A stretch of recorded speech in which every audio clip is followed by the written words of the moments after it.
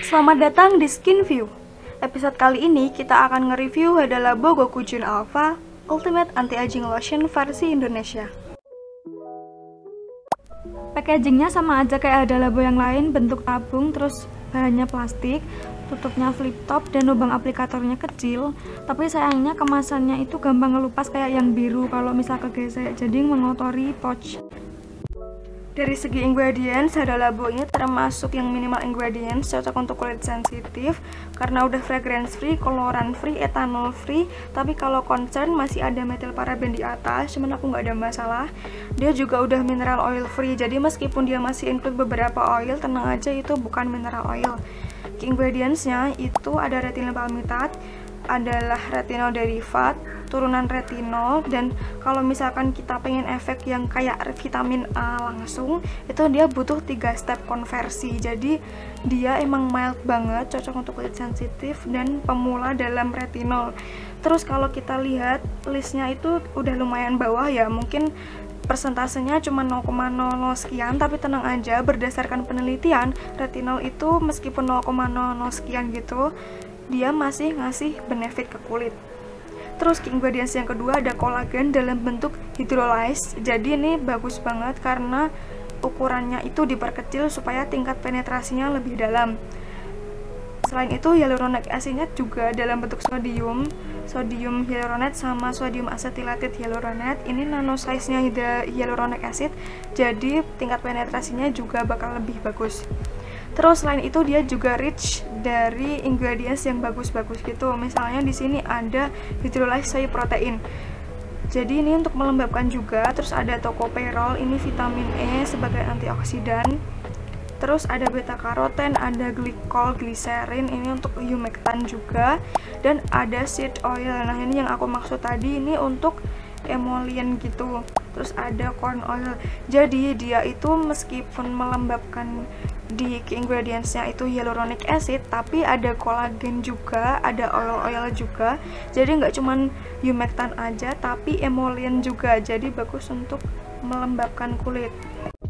Nah, oleh karena botol aslinya udah jelek banget dan nggak travel friendly, jadi aku taruh di wadah Gokujin putih yang kecil. Dari sini kelihatan kalau warnanya kekuningan ya, itu karena emang warna asli retinol kuning. Jadi menunjukkan kalau dia bener-bener mengandung retinol. Jadi warnanya itu agak keruh, lumayan keruh. Terus aromanya samar karena nggak pakai pewangi, dan teksturnya cair. Tapi nggak secair itu ya, nggak serani itu. Dia masih lumayan pekat gitu untuk ukuran toner. Lebih mirip essence gitu ya, watery gel. Tapi masih gampang dibaurkan, gampang di blend, dan kulit jadi well hydrated banget. Nah, setelah udah meresap, kulit jadi lebih glowing dan lebih cerah karena glowing itu tadi, karena udah lembab. Tapi dia lumayan lengket ya, dibanding yang lain itu lumayan paling lengket. Cuman kalau udah meresap dia malah jadi enak banget, kulitnya itu kenyal, membal. Pokoknya elastisitas kulit itu bagus banget kalau pakai. Nah, untuk klaim versus result berdasarkan personal experience-ku selama kurang lebih 1 tahun pemakaian, untuk tingkat iritasi rendah, aku hampir nggak pernah iritasi pakai dia kecuali di awal pemakaian. Jadi waktu itu aku emang concern untuk anti-aging ya, jadi saking excitednya aku pakainya tuh kebanyakan karena emang aku nggak pernah kerasa kulitku senyaman itu.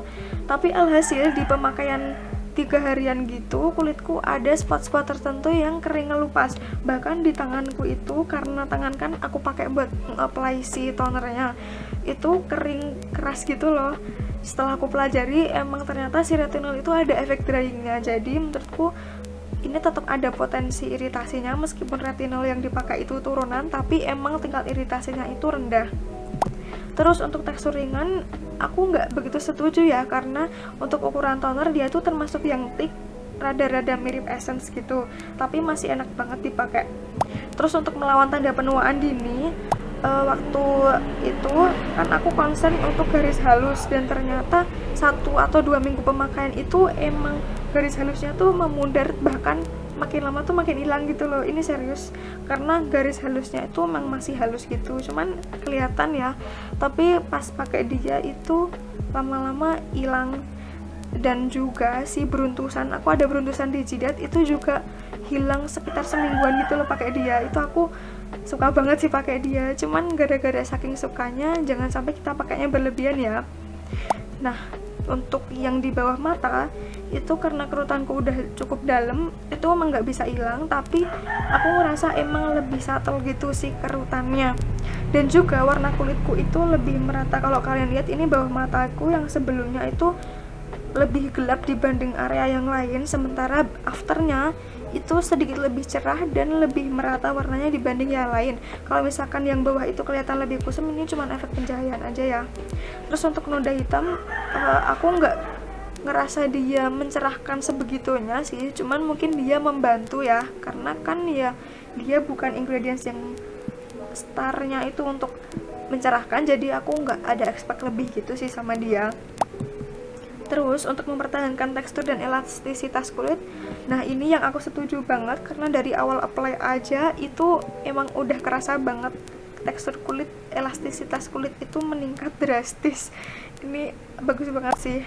Dan untuk melembabkan kulit, iya, karena tadi banyak banget ingredients yang melembabkan, dan aku tuh pakai ini sekitar 2-3 tetes itu udah cukup banget. Jadi kalian jangan pakainya kebanyakan, karena aku punya kebanyakan itu malah yang pertama jadi drying, dan yang kedua setelah mungkin aku terbiasa sama retinol, kulitku malah jadi berminyak gitu kalau kebanyakan.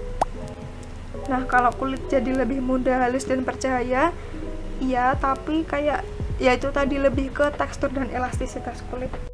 Jadi kesimpulannya, menurutku produk ini affordable karena cuma 40 ribuan udah dapat 100 ml hydrating toner yang nggak cuma sekedar toner aja, tapi semi essence gitu. Terus dia juga worth to buy untuk melembabkan dan yang baru mau mencoba memulai pakai retinol. Cuman saran dari aku, untuk segala jenis kulit emang bisa pakai ini, dan segala jenis usia juga bisa, termasuk yang remaja udah bisa pakai, karena retinol yang dipakai ini retinol yang mild ya. Cuman sarannya tetap gunakan secukupnya, jangan berlebihan. Dan juga kalian harus punya basic skincare yang udah solid, karena biar gimana pun dia juga termasuk produk retinol.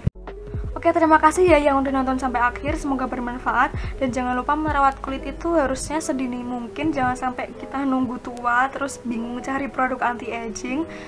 Cuman sesuaikan aja, jangan sampai berlebihan, karena segala sesuatu yang berlebihan itu nggak baik. Cemil.